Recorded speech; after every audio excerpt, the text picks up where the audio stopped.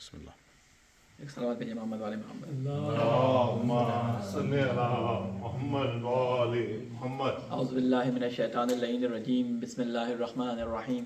لا حول ولا قوة الا باللہ العلی العظیم. نحمدہ ونستعینہ نستغفرہ ونشکرہ ونتوسل الیہ ونتوکل علیہ. نصلی ونسلم علی خیرتہ فی خلقہ حافظ سرہ ومبلغ رسالاتہ سیدنا ونبینا ابی القاسم محمد صلی علی محمد وآل محمد. وعلی اہل بیتہ الطیبین الطاہرین المعصومین سیما بقیۃ اللہ فی الارضین. قال اللہ تعالی فی کتابہ المبین وقولہ الحق. اعوذ باللہ من الشیطان اللعین الرجیم. ان المتقین فی جنات وعیون ادخلوها بسلام آمنین ونزعنا ما فی صدورہم من غل اخوانا علی سرر متقابلین لا یمسهم فیہا نصب وما هم منها بمخرجین. صدق اللہ العلی العظیم. صلوات بھیجیں محمد والے محمد. اللہم صلی علی محمد وآل محمد. السلام علیکم ورحمۃ اللہ وبرکاتہ. سب سے پہلے آپ تمام مومنین کو اور سننے والوں کو ولادت بسعادت علی ابن موسی رضا میرے جد اور آپ تمام مومنین کے امام کی مبارکباد پیش کرتا ہوں، اور اپنی جانب سے اور آپ تمام مومنین اور سننے والوں کی جانب سے امام زمانہ کی خدمت میں ان کے جد امام رضا علیہ السلام کی ولادت کی تبریک و تہنیت درج کرتا ہوں. اور اللہ تعالیٰ سے یہ دعا کرتا ہوں کہ اللہ تعالیٰ ہم سب کو معرفت امام رضا علیہ السلام عطا فرمائیں. اس کے بعد آپ تمام مومنین مومنات کو اور سننے والوں کو تقویٰ اللہ کی وصیت اور نصیحت کرتا ہوں. اللہ تعالیٰ سے یہ دعا کرتا ہوں کہ اللہ تعالیٰ ہم سب کو ان لوگوں میں قرار دے کہ جن کو اللہ تعالیٰ اپنے قرآن کی زبان میں متقی کہتا ہے. اور جس آیہ کریمہ کی تلاوت کا شرف آپ کے سامنے حاصل کیا اس کی ابتدا بھی اسی لفظ متقین کے ساتھ ہو رہی ہے، اور وہ ارشاد ہے سورہ ہجر کے اندر آیت نمبر 45 ہے. اس کو بیان کرنے کا مقصد کیا ہے؟ اس کو بیان کرنے کا ایک مقصد تو یہ ہے کہ اس میں سے کوئی مطالب جو ہیں وہ آپ کے سامنے کوشش کروں گا اس کو بیان کروں، اس کا ترجمہ. اور اس کی ایک خاصیت یہ ہے کہ اس آیت کی جس کی میں نے تلاوت کی اور ان 3-4 آیتوں کی تلاوت کی، ان میں سے ایک آیت جو ہے وہ مولا امام رضا علیہ السلام کے روضے میں آپ جب داخل ہوتے ہیں مین دروازے سے، باب قبلہ کی طرف سے جب داخل ہوتے ہیں تو مین دروازے پہ یہ آیت لکھی ہوئی ہے کہ ادخلوها بسلام آمنین، کہ ان باغوں میں سلامتی اور امن کے ساتھ جو ہے وہ جا کر رہو. اس کی مناسبت سے اور کیونکہ اس میں امام رضا علیہ السلام سے متعلق کچھ نکات تھے تو میں نے ان آیتوں کا انتخاب کیا. السلام علیکم ورحمۃ اللہ. قرآن مجید کی ان آیات کا ترجمہ سادہ آپ کے سامنے پہلے پیش کر دوں، پھر اس کے بعد اپنی گفتگو کو آپ کے سامنے ارائہ کروں گا. کہ اللہ تعالیٰ قرآن مجید میں فرماتا ہے کہ انا للمتقین فی جنات و عیون، کہ اللہ تعالیٰ نے متقی لوگوں کے لیے جو ہے وہ باغوں اور پرہیزگاروں کے لیے باغوں اور چشموں میں ان کے رہنے کی جگہ بنائی ہے، وہ باغوں اور چشموں کے اندر رہیں گے. تو ایک سوال یہ میرے ذہن میں آیا کہ کیا متقین صرف جنت یعنی جو اس طرف والی دنیا ہوگی اس میں ہی باغوں اور جنتوں میں رہیں گے، یا وہ یہ لطف اس دنیا میں بھی لے سکتے ہیں؟ تو میرے ذہن میں خیال ابھی کر نہیں رہا تھا، تو میں اپنے استاد ہیں استاد ڈاکٹر رفیعی، ہمارے پروفیسر بھی تھے ویسے علوم حدیث کے اندر، علوم علم کلام کے اندر، اور تاریخ تشیع میں وہاں کے تاریخ تشیع کے جو ڈپارٹمنٹ اس کے ہیڈ بھی ہیں. ان کی میں اسپیچ سن رہا تھا، اس میں آپ نے اس آیت کو پڑھا اور یہ حوالہ اس رابطے سے مجھے دیا تو اس سے بڑا اچھا نقطہ میرے ذہن میں آیا کہ اس دنیا میں بھی اللہ تعالیٰ نے بعض جگہیں ایسی رکھی ہیں کہ متقی انسان جو ہے نیک جو ہے بننے کی کوشش کرنے والے جو انسان ہیں وہ ایسی جگہوں پر جا کر کہ جہاں پر ان کو یہ جنت کا مزہ، وہ سکون اور وہ احساس بہشت جہاں ہو سکتا ہے، ان میں سے جو ہے وہ کچھ جگہیں ہیں کہ جن کو اللہ تعالیٰ نے جو بابرکت قرار دیا ہے. جس طرح سے بہت سارے زمانے بابرکت ہوتے ہیں، جیسے شب قدر ایک زمانہ ہے خاص، وہ اللہ تعالیٰ نے جو ہے وہ رحمت اور مغفرت کا مہینہ رکھا ہے. اسی طرح کچھ زمانے کے ساتھ ساتھ کچھ جگہیں بھی جو ہیں بابرکت اور پر جو ہے رحمت ہوتی ہیں. انہی بابرکت اور پر رحمت مقامات میں سے جس طرح خانہ کعبہ ہے، انہی میں سے ایک امام رضا علیہ السلام کا حرم بھی ہے. اور آپ میں سے جو امام رضا علیہ السلام کے حرم میں گیا ہوگا اس نے اس احساس کو اپنے دل میں جو ہے وہ پایا ہوگا. صلوات بھیجیں محمد والے محمد. کہ حرم میں داخل ہونے کے بعد آپ کو ایک عجیب ہی احساس ہوتا ہے کہ جیسے آپ کسی اور دنیا کے اندر والد ہو گئے. ایک عجیب سکون، ایک عجیب سی جسے کہتے ہیں کہ کیفیت جس سے آپ اپنے آپ کو خود بخود قریب محسوس کرنے لگتے ہیں۔ بہرحال اس میں اللہ تعالیٰ فرماتا ہے کہ بے شک پرہیزگار لوگوں کے لیے باغوں اور چشموں میں رہنے کی جگہ ہے، جو باغوں اور چشموں میں رہیں گے۔ پھر اس کے بعد فرماتے ہیں ادخلوها بسلام آمنین، ان باغوں میں سلامتی اور امن سے جا کر رہو۔ ونزعنا ما فی صدورہم من غل اخوانا علی سرور متقابلین، اور ان کے دلوں میں جو کینہ تھا ہم وہ سب دور کر دیں گے، سب بھائی بھائی ہوں گے، تختوں پر آمنے سامنے بیٹھنے والے ہوں گے۔ لا یمسہم فیہا نصب وما ہم منہا بمخرجین، انہیں وہاں کوئی تکلیف نہیں پہنچے گی اور نہ وہ وہاں سے نکل جائیں گے۔ اللہ تعالیٰ نے یہ صفات آخرت کی بیان کی ہیں، یہ صفات اللہ تعالیٰ نے قیامت میں متقیوں کے جو ان کو صلہ ملنے والا ہے اس کے نتیجے بیان کیے۔ لیکن اگر انسان اس زندگی میں متقی بننے کی کوشش کرتا رہے اور ان تمام خصوصیات کو ابھی سے اپنے اندر داخل کرنے کی کوشش کرے کہ وہ اپنے بھائیوں کے سامنے جب جائے تو اس کو اور ان کو اس کو دیکھ کر سکون اور اطمینان کا احساس ہو، تو یہ احساس ہی انسان کے لیے جنت کے سکونوں میں سے ایک سکون ہے۔ لہٰذا اللہ تعالیٰ سے ہم یہ دعا کرتے ہیں کہ مسلمانوں کے درمیان، خصوصاً جو مسلمان اپنے آپ کو رسول اکرم صلی اللہ علیہ وسلم کا چاہنے والا کہتے ہیں، جو مسلمان اپنے آپ کو اہل بیت علیہ السلام کا چاہنے والا کہتے ہیں، ان کے درمیان تو ایک محبت اور خلوص کا ایک جذبہ آپس میں پیدا ہو، یہ آپس کے جھگڑے، آپس کی جو ہے وہ خلیشیں، ایک دوسرے کے ساتھ ایک دوسرے کے بارے میں بدگمانیاں، خصوصاً ایک کمیونٹی کے دوسرے کمیونٹی کے ساتھ، ایک معاشرے کے دوسرے معاشرے کے ساتھ، ایک حکومت کے ایک دولت کے دوسری حکومت کے دولت کے ساتھ، یہ جو تبکرشیں اور یہ جو ان کے درمیان متنازعات چل رہے ہیں، اللہ تعالیٰ سے یہ دعا ہے کہ مسلمان ہونے کے ناطے ہمارے دل میں اتنی وسعت قلب پیدا کرے کہ ہم اپنے بھائیوں کے بارے میں ایک نیک اور جسے کہتے ہیں کہ رحم کا احساس جو ہے وہ رکھیں۔ بہرحال ہماری گفتگو کیونکہ آج امام رضا علیہ السلام کے حوالے سے میں کوشش کروں گا کہ زیادہ آپ کے سامنے رہے، کیونکہ امام رضا علیہ السلام کی ولادت کی مناسبت بھی ہے اور اس کے علاوہ بہت کم مواقع ایسے آتے ہیں کہ جب ہم دوسرے ائمہ علیہ السلام کے بارے میں جان سکیں۔ تو اس لیے میں نے آپ کی زندگی سے کچھ چھوٹے چھوٹے جیسے کہتے ہیں ان کے حالات زندگی آپ کے سامنے کچھ پیش کروں گا۔ اس میں سے آپ نے یقیناً اکثر سنے ہوئے بھی ہوں گے، لیکن ایک تذکر سے، ایک دفعہ تکرار کرنے سے، ریپیٹ کرنے سے انسان کے ذہن میں دوبارہ سے وہ چیز جو ہے وہ ریپیٹ ہو جاتی ہیں، اور بعد میں بھی جو لوگ اس کو سنیں گے یا سن رہے ہوں گے بعد میں سنیں گے، ان کے لیے بھی یہ باتیں جو ہے وہ عیاں ہو جائیں گی۔ امام رضا علیہ السلام کا مختصر تعارف تو آپ سنتے ہی رہتے ہیں کہ آپ کا نام جو ہے وہ علی تھا اور آپ کا لقب جو ہے وہ رضا تھا۔ بہت سارے القاب میں سے آپ کے ایک رضا ایک لقب تھا، ابو الحسن بھی آپ کو کہتے تھے۔ ابو الحسن جو کہ امام علی علیہ السلام کا لقب تھا، لیکن امام رضا علیہ السلام کو ابو الحسن ثانی کہا جاتا ہے۔ اگر آپ کوئی حدیث ایسی سنیں کہ اس میں کہا گیا ہو کہ قال ابو الحسن ثانی، اس سے مراد امام رضا علیہ السلام ہوتے ہیں، جس طرح ابا عبداللہ یا عالم، اس طرح کے بہت سارے القاب ہیں جو ائمہ علیہ السلام کے لیے استعمال ہوتے ہیں۔ اگر ایک ہی لقب کسی دو اماموں کے بارے میں ہو تو اس میں لفظ ثانی جو ہے وہ ساتھ آ جاتا ہے۔ تو بہرحال امام رضا علیہ السلام کے بہت سارے القاب میں سے ایک لقب جو بہت زیادہ مشہور ہے وہ لقب ہے رضا، اور اس لقب کی کچھ خاص وجوہات ہیں جس کی وجہ سے آپ کو مقام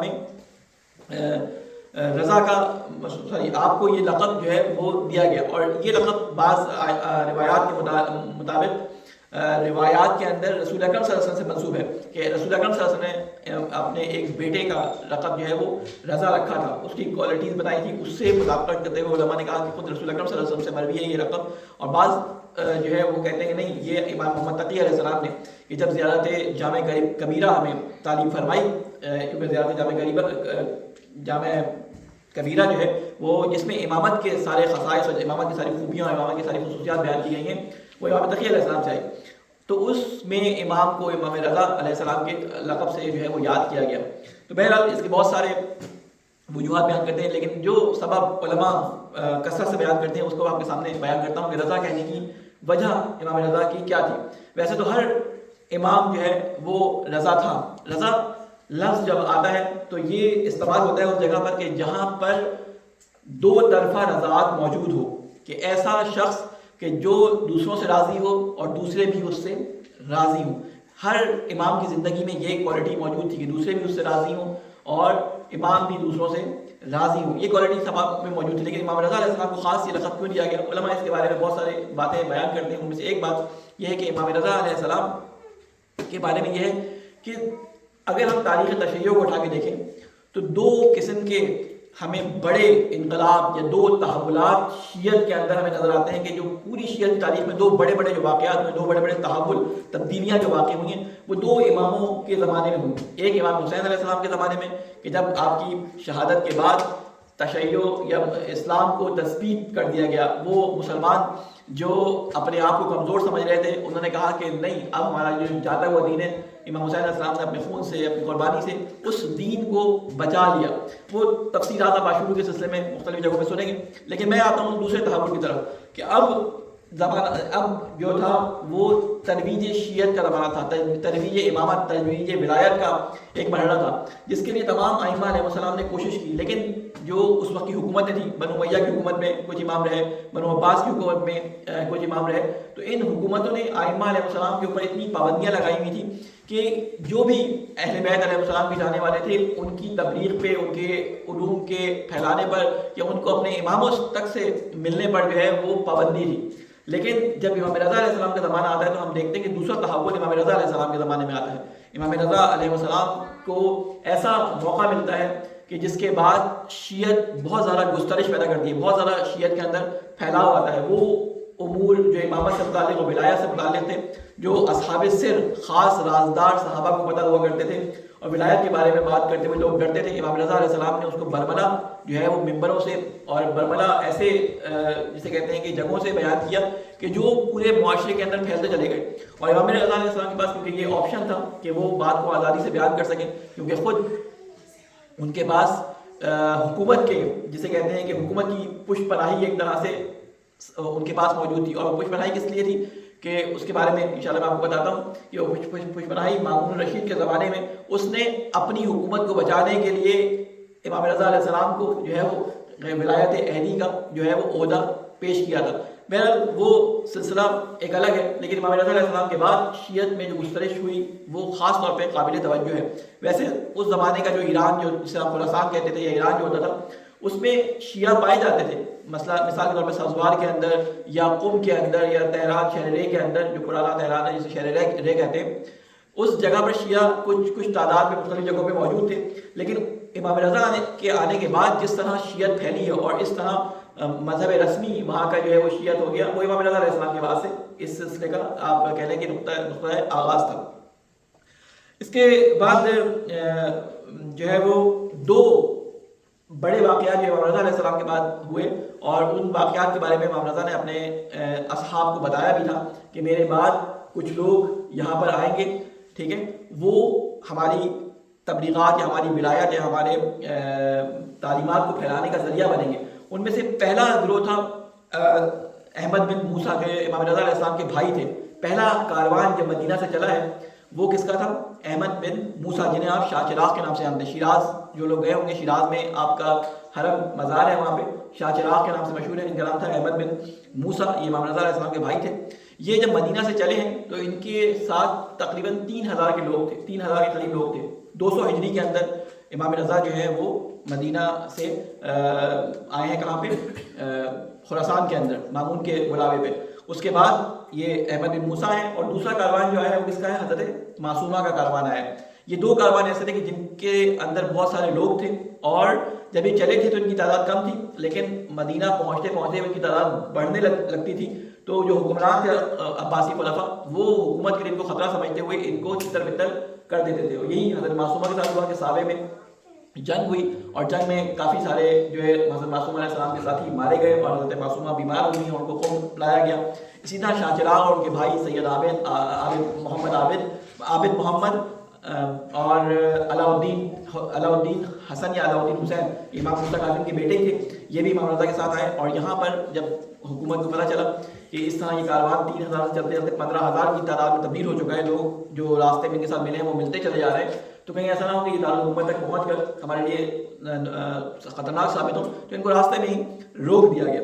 تو امام رضا علیہ السلام کی بات جو ہے وہ شیعت کو بہت زیادہ گسترش ملی. وہ کس طرح سے ہوئی کہ آپ کو معلوم ہے کہ امام رضا جب تھے مدینہ کے اندر تو مامون الرشید خلیفہ بنا. ہارون الرشید جو ہے وہ اس دنیا سے جب گیا ہے تو مامون الرشید اور امین دو بھائی تھے. ہارون الرشید کے دو بیٹے تھے، امین اور مامون الرشید، امین الرشید اور مامون الرشید. یہ دونوں بھائی دو الگ الگ ماؤں سے تھے. اس بات کو ذرا غور سے سنیے گا کہ امام رضا کے آنے کے پیچھے دو بہت بڑی وجوہات جو تھی ان میں سے ایک وجہ یہ تھی کہ یہ دو الگ الگ ماؤں سے تھے. مامون ہارون رشید کی ایک بیوی جو امین کی ماں تھی وہ عرب تھی اور اس نے ایک کنیز سے شادی کی. ایک کنیز اس کے پاس تھی کہ جس سے مامون رشید پیدا ہوا. یہ عجمی تھی, ایرانی تھی یا عجمی تھی, ایرانی تھی عجمی تھی. اور اس کنیز سے جو بیٹا پیدا ہوا اس کا نام اس نے رکھا مامون رشید. مامون رشید اپنے بھائی امین کی نسبت بہت زیادہ ذہین تھا, بہت زیادہ, جسے بچپن سے ذہین تھا. اس کے بارے میں ملتا ہے کہ اس کے ایک استاد جو اس کو پڑھایا کرتا تھا وہ کہتے ہیں کہ جب اس کو میں پڑھاتا تھا تو میں نے اس کی ذہانت اور اس کی ہوشمندی کو چیک کرنے کے لیے ایک دفعہ جس جگہ یہ بیٹھا کرتے تھے اس جگہ میں نے کچھ کاغذ رکھ دیے, 2-4 کاغذوں کے وہ رکھ دیے, پیپر رکھ دیے اور ان کو بیٹھنے کے لیے کہا. جب یہ دونوں بیٹھے ہیں تو مامون رشید کہتا ہے کہ مجھے آج اپنی جگہ کچھ بلند معلوم ہو رہی ہے, یعنی اس کی حصیں بہت تیز تھی بہت. اور بعد میں کہتے ہیں کہ عباسی خلفاء میں شاطر ترین اور ذہین ترین یہی خلیفہ تھا. اس نے امام رضا علیہ السلام کے ذریعے اپنی حکومت کو اور گسترش دینا چاہیے اور پھیلانا چاہا اور اپنی حکومت کو بچانے کے لیے امام رضا علیہ السلام کو بلایا تھا. اس کی وجوہات کئی بیان کی جاتی ہیں, ان میں سے کچھ وجوہات جو بیان کی گئی ہیں ان میں سے ایک یہ تھا کہ ایک سوال ہے محمد والے محمد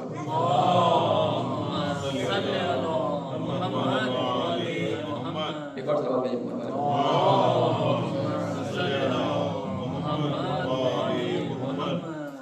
کہ ان میں سے ایک عرب یہ وجہ بتائی جاتی ہے کہ جو عرب اور عجم کا سلسلہ تھا تو کیونکہ یہ کنیز کا بیٹا تھا تو جتنے بھی عرب کنٹریز ان کی حکومت کے اندر آیا کرتے تھے وہ مامون رشید کو پسند نہیں کیا کرتے تھے.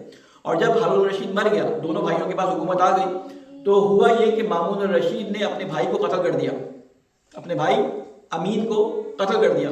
اور اس کی جو حکومت تھی جو عرب علاقوں پہ تھی اور اس کے زیر سایہ جو چیزیں چل رہی تھیں, جو اس کے زیر حکومت جو ممالک تھے ان پہ بھی اس نے قبضہ کر لیا.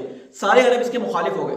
جب مخالف ہو گئے تو اس کے لیے ان کو سنبھالنا, ایک پوری حکومت اس کے خلاف تھی کیونکہ اس نے خلیفہ کو ان کے مار دیا تھا اور اس پہ حکومت کر لی تھی, تو یہ بہت سارے لوگ اس کے خلاف تھے. اس کے علاوہ علوی تحریکیں جو کہ ائمہ علیہ السلام کا حق دلانے کے لیے اپنے آپ کو ائمہ علیہ السلام سے منسوب کر کے ان کے حق کے لیے لڑ رہی تھی, وہ اس کی حکومت کے خلاف جو ہے وہ بہت زیادہ سرگردان تھی. ان میں عجمی بھی شامل تھے, تو عجم اور عرب دونوں کی طرف سے اس کو بڑی پرابلم تھی. تو اس نے جب خلافت میں آنے کے بعد جو اپنے وزیر سے پوچھا, فضل بن شاہزان تھا یا اس کا نام فضل ہی تھا میرے خیال, ہاں, تو اس سے پوچھا تو اس نے کہا کہ میرے لیے کیا کیا پرابلمز اس وقت ہو سکتی ہیں. تو اس نے کہا کہ بھائی آپ کی سب سے بڑی پرابلم آپ کا بھائی ہے. اس نے کہا اس کو میں سنبھال لوں گا. اس نے کہا اس کا ایک وزیر ہے, کہا اس کو بھی سنبھال لوں گا. کہتے ہیں تیسری شخصیت علی ابن موسیٰ رضا. کہتے ہیں یہ کون ہے؟ کہتے ہیں کہ یہ رسول اکرم صلی اللہ علیہ وسلم کی اولاد میں سے جو ہے وہ ایک شخص ہے کہ جن کے نام پر آپ کے اجداد نے بنی عباس کی حکومت کا قیام کیا تھا. من رضا آل محمد کے نام پر انہوں نے حاصل کی تھی نا, کہ آل محمد کی رضا حاصل کرنے کے لیے ہم حکومت حاصل کر لیں, جب حکومت ہمارے پاس آ جائے گی تو ہم اہل بیت علیہ السلام کو یہ حکومت منتقل کر دیں گے. تو آپ کے اجداد نے ان کے نام پر یہ حکومت حاصل کی تھی. تو کہتے ہیں کہ ان کی کیا خاصیت ہے؟ کہتے ہیں ان کی تعریفیں بیان کی اس نے کہ وہ علمی لحاظ سے, وجاہت کے لحاظ سے, اپنے محبت لوگوں کے دلوں میں جو کی ہے اس کے لحاظ سے ایک قطب ہے, ایک ایسا مرکز ہے کہ لوگوں کا مرجع ہے, لوگوں ان کی طرف رجوع کرتے ہیں اپنے دینی سوالات کے معاملے میں, اپنے روحانی سوالات کے معاملے میں ان کی طرف رجوع کرتے ہیں, یعنی مسلمانوں کے دل ان کی طرف ہے. دوسرے یہ سارے علوی ان کی عزت کرتے ہیں, عجم ان کی عزت کرتا ہے. تو اس نے کہا کہ میں اپنی حکومت کے اندر قرار چاہتا ہوں, وہ ساری تفصیلات میں چھوڑو, اگر قرار چاہتا ہوں تو کسی نہ کسی طریقے سے امام رضا علیہ السلام اگر میرے ساتھ مل جائے تو یہ ساری کی ساری جو تحریکیں جو میرے خلاف علویوں کی چل رہی ہیں وہ بھی بیٹھ جائیں گی.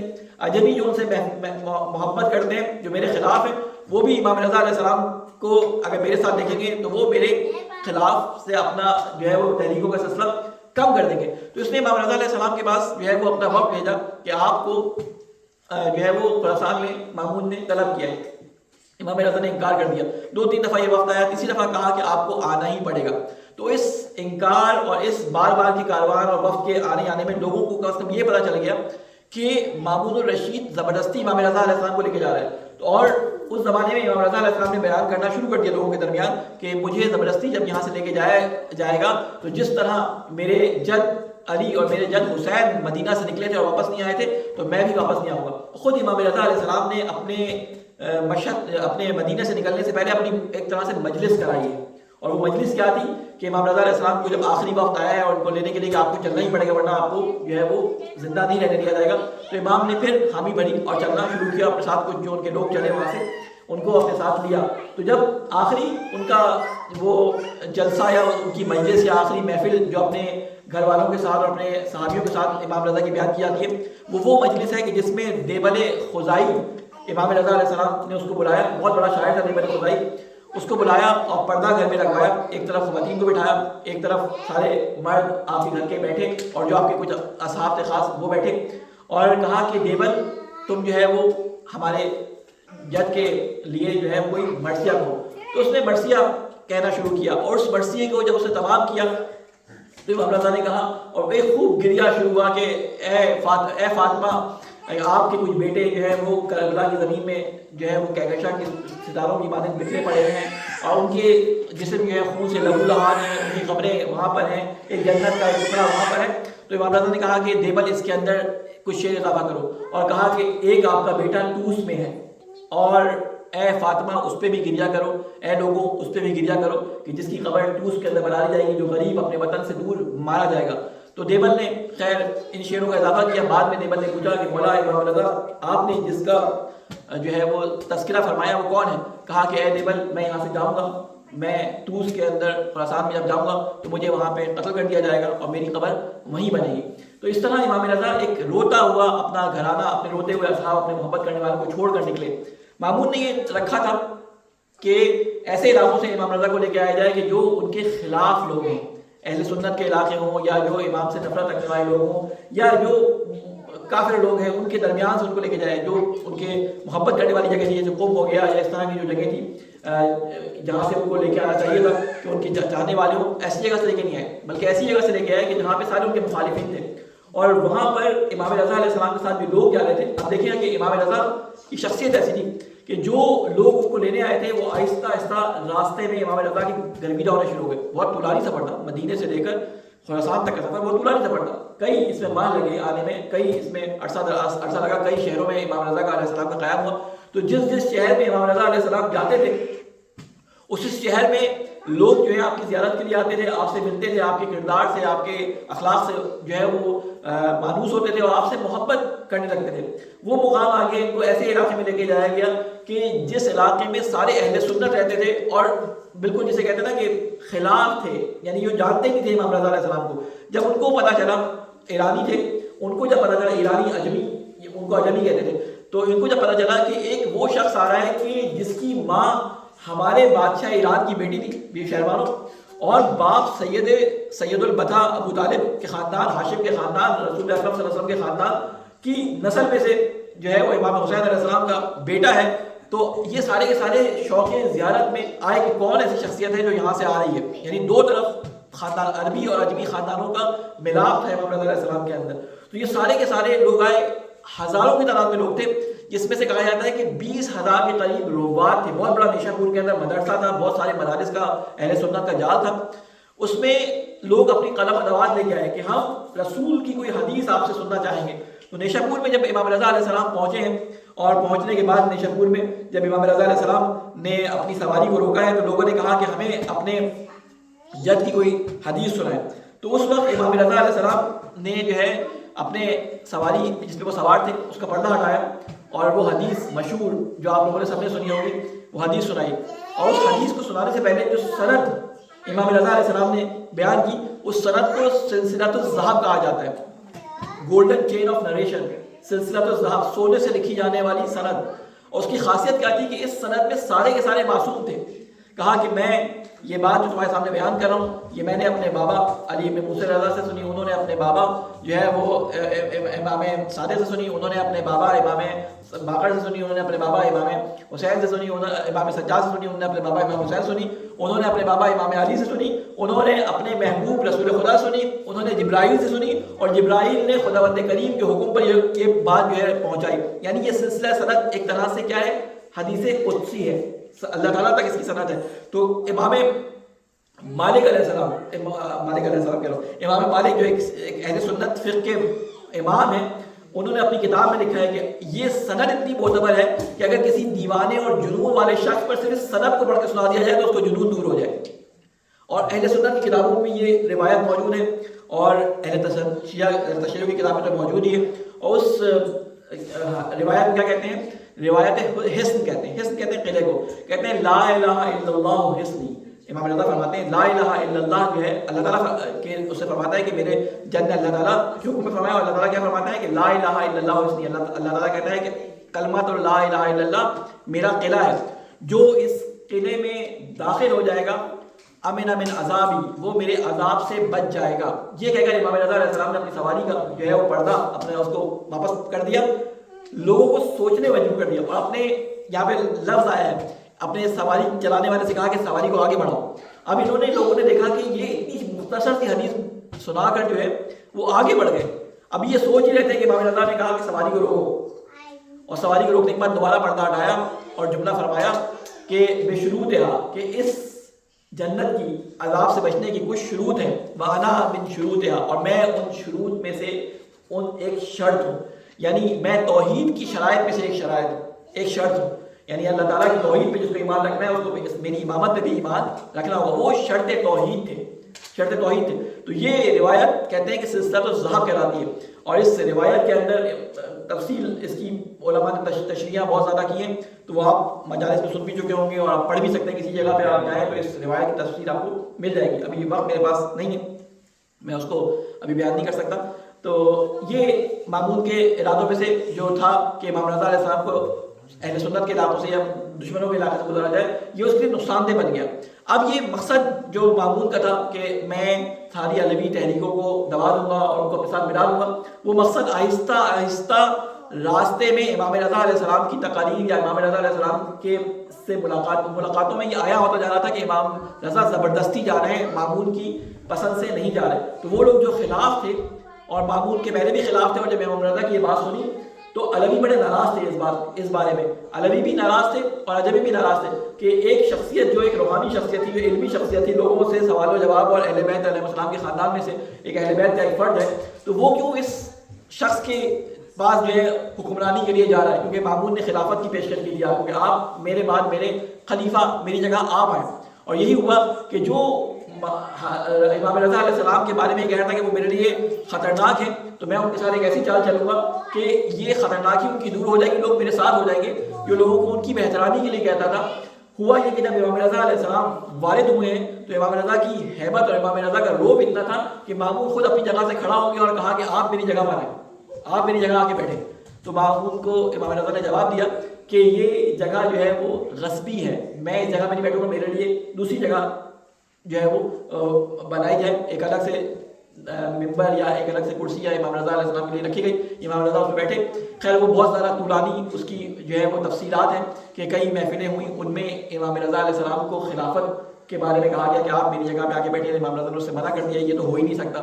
ٹھیک ہے، پھر امام رضا کہا کہ اچھا ٹھیک ہے، آپ خلیفہ کو دینا بھی نہیں چاہتا تھا لیکن وہ آفر کر رہا تھا. کہا اچھا ٹھیک ہے، آپ میرے ولی عہد بن جائیں. ولی عہد کا مطلب کہ میرے بعد آپ خلیفہ ہوں گے. اس نے اتنا یعنی اپنے خاندان والوں کو اپنے خلاف لیا صرف اس چکر میں کہ امام رضا علیہ السلام کے ذریعے اپنی حکومت مضبوط کرے، اپنے بیٹوں کو اپنے بھائیوں کو اس چیز سے محروم کر دیا خلیفہ کے حق سے. کہا کہ نہیں، اب وہ خلیفہ نہیں بن سکتے، میرے بعد ولی عہد کون ہے؟ امام رضا. اور زبردستی جب امام رضا علیہ السلام نہیں مان رہے تھے کہ میں یہ عہدہ بھی قبول نہیں کروں گا، تو اس نے کہا کہ یہ تو کرنا ہی پڑے گا. پھر اس نے آپ کو قتل کی دھمکی دی. تو امام رضا نے کہا کہ اگر یہ بات ہے تو میں کچھ شرائط پر یہ کروں گا. تو اس نے کہا کہ مجھے آپ کی ساری شرطیں منظور ہیں. تو اس نے امام رضا نے کہا کہ میری شرطوں میں سے کوئی شرط نہیں ہے کہ میں کسی حکومتی معاملے میں دخل اندازی نہیں کروں گا، میں کوئی حکم صادر نہیں کروں گا، میں کسی کو تعینات یا کسی کو رد یعنی کسی کو عہدے سے نہ ہٹاؤں گا، نہ کسی کو عہدے پہ تعینات کروں گا. کچھ باتیں اس طرح کی. اس نے کہا کہ ابھی چلو تازہ معاملہ ہے، یہ ولایت عہدی تو قبول کرے، تاکہ جو لوگ شیعت کو اور اپنے امام کو سمجھتے تھے کہ یہ مقدس ہیں اور یہ زاہد ہیں اور یہ حکومت کے طلبگار نہیں ہیں، وہ جب دیکھیں گے کہ امام رضا نے خلافت کو قبول کر لیا ہے، ولی عہدی کو قبول کر لیا ہے، تو وہ خود بخود ان کے خلاف ہو جائیں گے اور وہ جو زہد و تقویٰ کا ایک معیار ان کے دل میں تھا وہ نکل جائے گا. لیکن امام رضا نے اپنی انکار سے اس بات کو جو ہے وہ ان کے دلوں میں آیا کر دیا کہ یہ امام رضا کو زبردستی دیا جا رہا ہے. بہرحال تو وہ جو تحریکیں کنٹرول ہونی تھی وہ سمجھ گئی کہ یہ امام رضا کو زبردستی یہ کام کیا جا رہا ہے. اب بہت سارے اس کے واقعات ہیں کہ اس نے کئی جگہوں پہ مامون الرشید نے کہا کہ آپ حکم کریں, آپ فلاں آدمی کو نکالیں, وہ شیعہ علاقہ ہے, وہاں پہ تحریکیں اٹھ رہی ہیں, آپ کو ان کے لیے لکھ دیں. تو امام رضا نے کہا کہ جیسے کہ ہمارا عہد ہوا تھا کہ میں کسی معاملے میں نہیں بولوں گا, تو میں کسی معاملے میں نہیں بولوں گا اور تم اپنا حکم خود صادر کرو. تو بہرحال جب اس نے دیکھا کہ امام رضا علیہ السلام جو ہے وہ اب شہرت میں بڑھتے جا رہے ہیں, تو اس نے کہا کہ نہیں, یہ جو میں منصوبہ بنا کے لے کے آیا تھا اس منصوبے کے خلاف جا رہے ہیں. تو پھر اس نے امام رضا علیہ السلام کے قتل کا جو ہے وہ فیصلہ کر لیا, اور پھر وہ واقعات کے امام رضا کو قید میں بھی ڈالا, امام رضا کو نظر بند کر دیا, اور امام رضا پہ وہ وقت بھی آیا کہ جب آپ کو جو ہے وہ زہر دے کے شہید کر دیا گیا. تو یہ مامون رشید نے بہت زیادہ جو ہے وہ امام رضا کے ساتھ ظلم بھی کیے. بظاہر وہ بڑا میٹھا اور بڑا اپنے آپ کو امام رضا کے ساتھ خوش الحان اور خوش اخلاق دکھاتا تھا, لیکن پیچھے سے وہ امام رضا علیہ السلام کے پیٹھ میں ایک خنجر مسلسل گھونپ رہا تھا. آہستہ آہستہ اس نے یہ تبلیغات کرنا شروع کر دی کہ یہ جو ہے وہ مغرور ہے, نعوذ باللہ, یہ لوگوں کو اپنی خاطر میں لے کے نہیں آتے, یہ کسی بھی بات کا فیصلہ نہیں کرتے. جب اس نے دیکھا کہ معاملات بگڑ رہے تو اس نے امام رضا کے خلاف پروپیگنڈا شروع کر دیا. تو بہرحال امام رضا علیہ السلام نے بڑی اچھی طریقے سے اس کو نپٹا. ایک دفعہ اس نے بہت زبردستی کی, اور وہ زبردستی کیا کی کہ آپ عید کی نماز پڑھیں. یہ واقعہ آپ نے سنا ہوگا کہ عید کی نماز پڑھیں. تو امام رضا نے کہا کہ میں عید کی نماز نہیں پڑھاؤں گا, تم ہر سال پڑھاتے ہو, تم ہی پڑھاؤ. سن 200 ہجری میں آپ آئے ہیں اور 203 ہجری میں آپ کو شہید کر دیا گیا, اور یہ واقعہ ہے میرے خیال ہے 203 ہجری کا ہی یا 202 ہجری کے آخر کا واقعہ ہے. تو امام رضا نے کہا کہ میری ایک شرط ہے کہ میں نماز پڑھاؤں گا. تو اس نے کہا کیا شرط ہے؟ کہا کہ شرط یہ ہے کہ میں اس طریقے سے نماز پڑھاؤں گا کہ جس طریقے سے میرے دادا علی مرتضیٰ نے اور میرے نانا رسول خدا نے نماز پڑھایا کرتے تھے عید کی, میں اس طرح سے پڑھاؤں گا. اس نے کہا منظور ہے. اب امام رضا علیہ السلام نے کیا کیا کہ تمام لوگوں کو کہا کہ عید کی نماز اب وہاں مسجد میں نہیں ہوگی بلکہ فلاں میدان یا اس صحرا کے اندر ہوگی, اور تمام لوگ جو ہے وہ ننگے پیر جو ہے وہ آپ میرے ساتھ پیدل جائیں گے. جب امام رضا اپنے گھر سے نکلے تو آپ کے سر پہ ایک سفید کپڑا تھا, آپ کے پیروں میں جو ہے وہ چپل نہیں تھی, آپ براہ پا تھے, اور آپ کے ساتھ جو لوگ جاتے اسی طرح جب چلتے جاتے تھے اور امام رضا دعا کرتے ہوئے چل رہے تھے. ٹھیک ہے نا, وہ جو آپ عید کے دن پڑھتے نا الحمدللہ اللہ اکبر اللہ اکبر علی ما ہدانا, وہ دعا پڑھتے ہوئے جا رہے تھے. اتنا روب اور ہیبت تھی کہ لوگوں نے اپنے جو حکومتی جو وزراء تھے انہوں نے بھی اپنے پیروں سے چپلیں اتاری اور امام رضا کے ساتھ شامل ہونا شروع ہو گئے. یعنی مامون کو چھوڑ کر امام رضا علیہ السلام کے ساتھ شامل جب ہونا شروع ہوئے تو مامون نے کہا یہ تو خطرناک ہے, اگر یہ اسی صورت میں اس صحرا یا اس مقام تک پہنچ گئے تو یہ تو میری حکومت کا تختہ پلٹ دیں گے. سارے کے سارے جو میرے کارندے تھے امام رضا کے ساتھ مل گئے. تو اس نے پھر امام کے پاس آ کے کہا کہ میرا خیال ہے کہ اب آپ کا نماز پڑھانا مناسب نہیں ہے, لوگ جو ہے وہ ناراض ہوں گے, میں ہی نماز پڑھاتا ہوں. اور یہ کہہ کے امام رضا علیہ السلام کو اس نے واپس بھیج دیا. تو اس کے سارے منصوبوں پہ امام رضا علیہ السلام نے پانی پھیر دیا. میں اگلے خطبے میں کچھ جو باتیں رہ گئی ہیں اس کو کوشش کروں گا بیان کروں, ٹائم بہت کم ہے ہمارے پاس. تو اللہ تعالیٰ سے ہم یہ دعا کرتے ہیں کہ اللہ تجھے واسطہ ہے محمد و محمد کا امام رضا علیہ السلام کے سچے پیروکاروں میں ہمیں شامل فرما. اے اللہ تجھے واسطہ ہے محمد علیہ محمد کا ہمارے گناہ کبیرہ اور صغیرہ کو معاف فرما. اے اللہ تجھے واسطہ ہے محمد علیہ محمد کا جو بزرگان ہمارے اس دنیا سے جا چکے ہیں, اے اللہ ان قبروں پر اپنی رحمت نازل فرما. اے اللہ تجھے واسطہ ہے محمد علیہ محمد کا تقویٰ کے تمام مراحل کو طے کرنے کی ہم سب کو توفیق عطا فرما. ہمیں ان لوگوں میں شامل فرما جنہیں تو متقی کہتا ہے. اے اللہ تجھے واسطہ ہے محمد علیہ محمد کا جو مشکلات ہمارے نوجوانوں پر, ہمارے ملکوں پر اور ہمارے بھائیوں پر آئی ہیں, ان مشکلات کو دور فرما. اے اللہ ہمارے علماء کرام کا سایہ ہمارے سروں پہ قائم فرما, ہمارے امام کی حفاظت فرما. ربنا تقبل منا انك انت السميع العليم. بسم الله الرحمن الرحيم. انا اعطيناك الكوثر فصل لربك وانحر ان شانئك هو الابتر. اللهم صل على محمد اللهم صل على محمد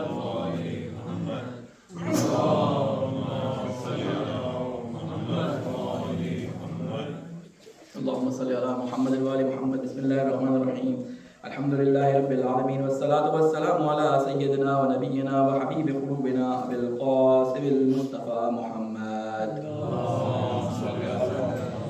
وعلى آله الطيبين الطاهرين المنتجبين سيما علي أمير المؤمنين والصديقة الطاهرة فاطمة الزهراء سيدة النساء العالمين والحسن والحسين سيدي شباب أهل الجنة وعلي بن الحسين ومحمد بن علي وجعفر بن محمد وموسى بن جعفر وعلي بن موسى ومحمد بن علي وعلي بن محمد والحسن بن علي والخلف القائم المهدي حججك على عبادك وأمناؤك في بلادك وصل على أئمة المسلمين وعامة المستضعفين وعلى المؤمنين أوصيكم عباد الله ونفسي بتقوى الله. اللهم صل على محمد وآل محمد. اللهم صل على محمد. اللهم صل على علي بن موسى الرضا المرتضى الإمام التقي النقي وحجتك على من فوق الأرض ومن تحت الثرى الصديق الشهيد صلاة كثيرة تامة زاكية متواصلة متواترة مترادفة كأفضل ما صليت على أحد من أوليائك. اللهم صل على السلام علیکم ورحمۃ اللہ وبرکاتہ. سب سے پہلے اپنے آپ کو آپ تمام مومنین مومنات اور سننے والوں کو تقوی الہی کی وصیت اور تقوی الہی کی نصیحت کرتا ہوں. اللہ تعالیٰ سے یہ دعا کرتا ہوں کہ اللہ تعالیٰ ہم سب کو ان لوگوں میں شامل فرما کہ جن کو اللہ تعالیٰ نے اپنے دربار میں متقی قرار دیا ہے.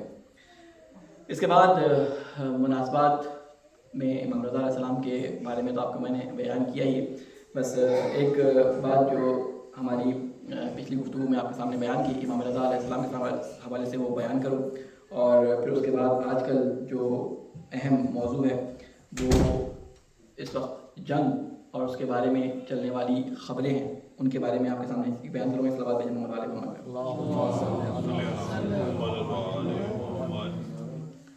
کہتے ہیں کہ امام رضا علیہ السلام نے وہ کام جس کی وجہ سے ہم کہتے ہیں کہ وہ تحول پیدا ہوا شیعت کی تاریخ کے اندر، وہ کیا تھا؟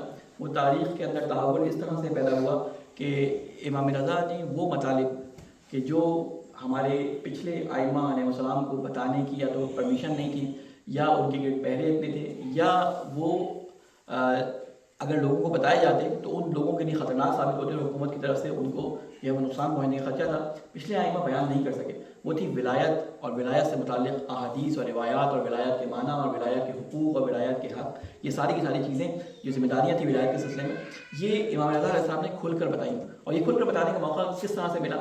وہ اس طرح سے ملا کہ کیونکہ محمود رشید شروع میں جب ان کو اس نے بلایا تھا تو ان کو اپنا ولی عہد قرار دیا تھا. اور جب بھی ولی عہد کسی کو قرار دیا جاتا ہے تو اس کو یہ ثابت کرنے کے لیے میری ولی عہدی کے قابل ہے، اس کی تعریفیں کی جاتی ہیں. تو اس نے امام رضا علیہ السلام کی بڑی تعریفیں کی، بڑے اس نے مناظرے رکھوائے. کسی طرح امام رضا علیہ السلام کے علم کو جو ہے لوگوں کے درمیان پہنچائے کہ میرا جو ولی عہد ہے وہ بہت پڑھا لکھا ہے. اس کا ارادہ تو یہ تھا کہ امام رضا علیہ السلام کو نیچے دکھائے. مختلف علماء کو جو دوسرے مذاہب سے تعلق رکھتے تھے، جو دوسرے ادیان سے تعلق رکھتے تھے، ان کو یہ بلاتا تھا اور بلانے کے بعد جو ہے ان سے مناظرے کرواتا تھا. اور امام رضا علیہ السلام نہ صرف ان کو قانع کیا کرتے تھے، ان مناظروں کو ان میں ہرایا کرتے تھے، بلکہ اپنے بارے میں، اپنے اہل بیت کے بارے میں جو خدشات اور جو شبہات ان کے ذہنوں میں تھے ان کو بھی دفع کر دیا کرتے تھے.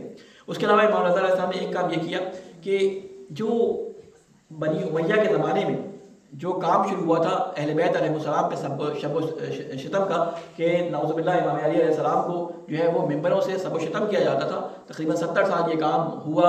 تو اس کام کو عمر بن عبدالعزیز نے بنو امیہ کے دور میں ہی رکوا دیا تھا. لیکن لوگوں کو وہ اہمیت اور وہ فضائل اہل بیت بیان کرنے والا جو کوئی نہیں تھا. ائمہ علیہ السلام لوگوں کی حکومتوں کی نگرانی میں تھے، وہ تمام لوگوں تک بات کو پہنچا نہیں سکتے تھے. امام صادق علیہ السلام کو موقع لگا لیکن حکومت کی حمایت حاصل نہیں کی. امام رضا علیہ السلام کو موقع یہ لگا کہ حکومتی پیمانے پر اب مساجد کے اندر امام رضا کے حکم پر، امام رضا کے اس پہ اتباع میں کہ محمود رشید ان کی تعریف کرتا ہے اور جمعے کی نماز میں وہ اہل بیت علیہ السلام کی تعریف اس نے شروع کی. تو امام رضا نے کہا اس کو تمام مساجد میں اعلان کر دیں کہ اہل بیت علیہ السلام کی جو ہے فضائل جو ہے وہ خطبے کے اندر بیان کیا جائے. تو مامون نے امام رضا کے اس پہ جو ہے وہ تمام جگہوں پہ اعلان کر دیا. تو اہل بیت علیہ السلام کے فضائل جو ہیں وہ ممبروں سے بیان ہونا شروع ہوئے. کئی سالوں کے بعد، تقریباً 150 سال 100 سال کے بعد جو فضائل لوگوں کو نہیں معلوم تھے وہ لوگوں کو معلوم ہونا شروع ہوئے. اس کے بعد امام رضا علیہ السلام نے اپنا بہت بڑا نیٹ ورک اس طرح سے بنایا کہ جو ان کے وکلاء تھے ان کو چاروں طرف بھیجا، اپنے شاگردوں کی تربیت کی. کئی احادیث جو پوشیدہ تھیں، کئی ولایات کے بارے میں جو روایات تھیں، ان کو امام رضا صاحب نے برملا لوگوں کے سامنے بیان کیا.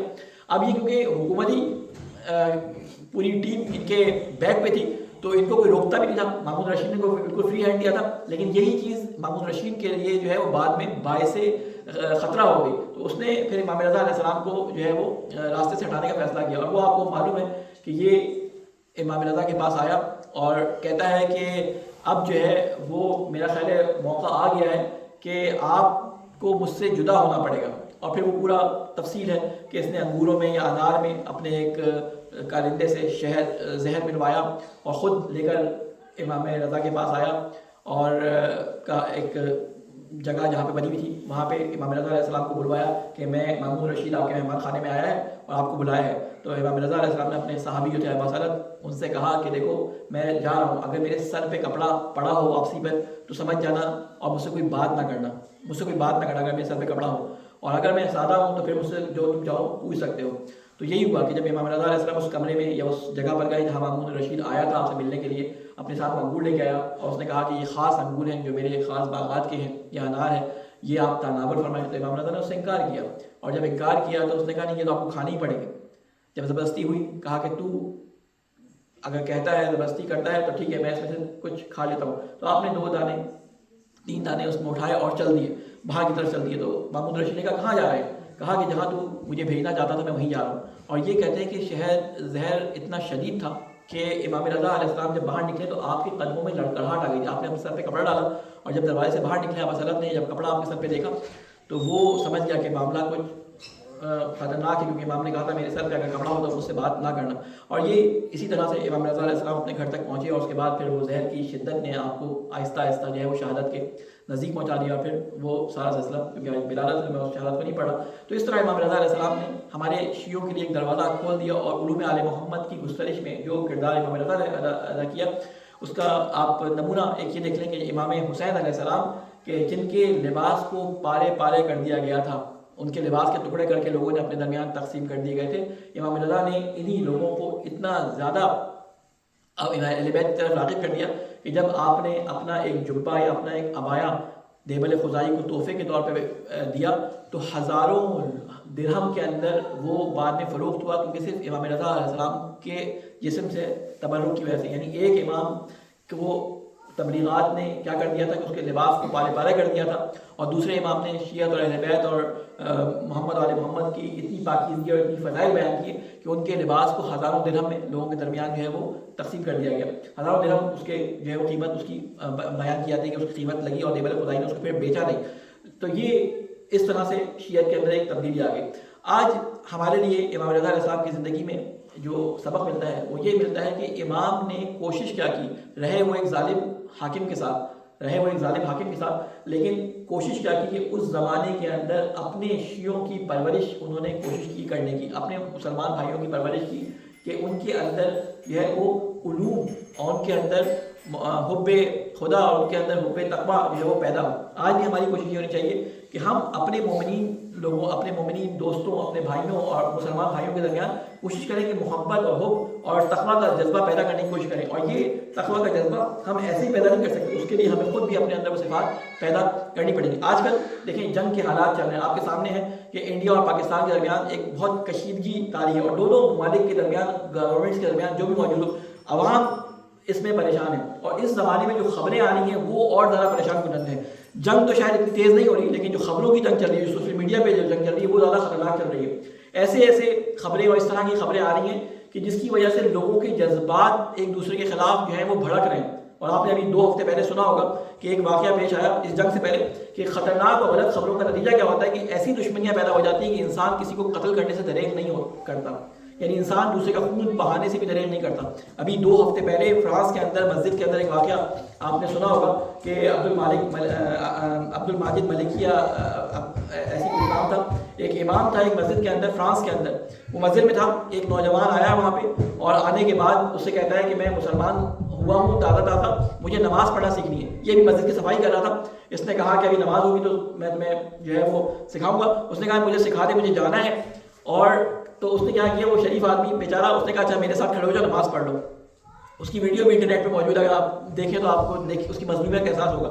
وہ اس کو نماز سکھا رہا ہے، اور نماز سکھاتے ہوئے وہ رکوع میں گیا ہے، یہ بھی اس کے ساتھ رکوع میں گیا ہے۔ جب وہ سجدے میں گیا ہے تو اس نے اپنے جیب سے خنجر نکالا ہے، اتنا بڑا، تقریباً 1.5 فٹ کا وہ خنجر ہے، وہ نکالنے کا اس نے اس کی گردن پہ کوئی 25-30 وار کیے، پورے جسم پہ، پہلے گردن پہ مارا ہے، اور وہ ویڈیو بن رہی ہے باقاعدہ اس کی کیمرے CCTV کیمرہ کے اندر، اس کے پورا لہو لہان کر دیا اس کو۔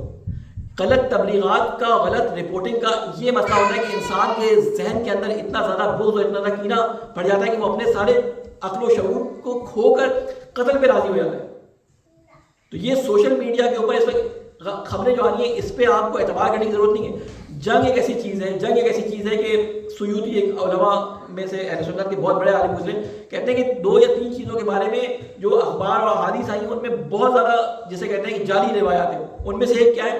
محاذرات کسے کہتے ہیں؟ یعنی جنگوں کے بارے میں جو روایات اور احادیث آئی ہیں ان میں بہت 2 نمبری ہے, بہت زیادہ اس میں کیے گئے. ایک جو ہے مہدی کے بارے میں آئی ان کے اندر بہت زیادہ جو ہے وہ تذکاری کی گئی ہے. تو کہتے ہیں کہ جنگوں کے بارے میں آج کے زمانے میں بھی, اتنے لیٹسٹ زمانے میں بھی جو خبریں آتی ہیں وہ ایکسپلائٹ کرنے کے لیے, اپنی بات کو ثابت کرنے کے لیے اس طرح سے اس کے اندر فیبریکیشن کی جاتی ہے کہ وہ لوگوں کو اپنے طرف کھینچے. اس لیے ان خبروں پہ اعتبار کرنے کی جگہ تھوڑا صبر اور جو حوصلہ کریں کہ آپ تھوڑے عرصے بعد یہ ساری چیزیں آپ کے سامنے واضح ہو کے آ جائیں گی. اس لیے ان کے اوپر زیادہ آپ جو ہے وہ توجہ نہ کریں, اور دوسروں کو بھی جو ہے وہ یہ بیان کریں کہ ان خبروں کے اوپر زیادہ توجہ نہ کریں. صحیح منابع جو ہیں ان سے اگر کوئی خبر آتی ہے ٹھیک ہے, اگر نہیں آتی تو ذرا جذبات کو کنٹرول رکھیں. اللہ تعالیٰ سے یہ دعا کرتے ہیں کہ اے اللہ یہ جو مشکلات اس وقت دنیا کے اندر تحریم خصوصاً انڈیا اور پاکستان کے درمیان جنگ ہے, اور دوسرے جگہوں پہ جو جنگ ہو رہی ہے, لبنان کے اندر, یوکرائن کے اندر, جہاں جہاں جنگ ہو رہی ہے, فلسطین کے اندر اور مختلف جگہوں میں, یمن میں, اللہ تعالیٰ ان تمام جگہوں پہ امن و امان قائم فرما. اے اللہ تجھے واسطہ ہے محمد علی محمد کا ہمارے گناہ کبیرہ صغیرہ کو معاف فرما. اے اللہ تجھے واسطہ ہے محمد علی محمد کا ہم سے جو گناہ غلطی سے یا جو گناہ ہم نے جان بوجھ کر ہم سے سرزد ہو گئے, اے اللہ ان گناہوں کی معافی فرما. اے اللہ تجھے واسطہ ہے محمد علی محمد کا ہمیں ہمارے قرآن, ہمارے رسول, ہمارے ائمہ علیہ السلام کی زندگی کے مطابق عمل کرنے کی توفیق عطا فرما. ہمیں ان کے اعمال کو دیکھ کر اپنے لیے عملی نمونہ لینے کی توفیق عطا فرما. اے اللہ ہمارے علماء کرام کا سایہ ہمارے سروں پہ قائم فرما, ہمارے امام کی حفاظت فرما, ہمیں ان کے اعوان و انصار میں شامل فرما. ربنا تقبل منا انک انت السمیع العلیم. بسم اللہ الرحمن الرحیم. قل هو الله احد الله الصمد لم يلد ولم يولد ولم يكن له كفوا احد.